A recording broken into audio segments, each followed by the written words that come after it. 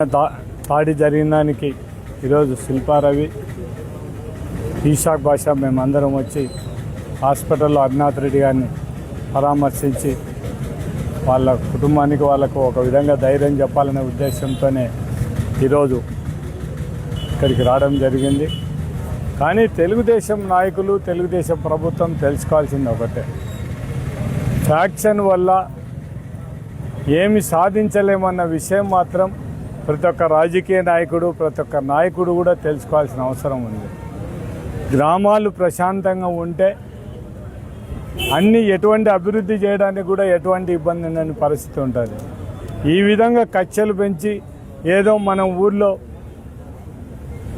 మనకు ఉండే బలం పెంచుకోవాలి, మేమంటే భయపడే వాతావరణాన్ని కల్పించాలంటే మాత్రం అది సాధ్యం కాని పరిస్థితి. ఏదో కొద్ది రోజులు మాత్రం అది ఉపయోగపడుతుంది తప్ప పొరపాటున సీన్ రివర్స్ అయితే మాత్రం ఆ నాయకులు కూడా ఒక్కసారి ఆలోచించాల్సిన అవసరం ఉంది. నేను మొత్తం 85 నుంచి రాజకీయంలో ఎమ్మెల్యేగా మొత్తం అదేవిధంగా ఫ్యాక్షన్ దానిలో కూడా చూడడం జరిగింది.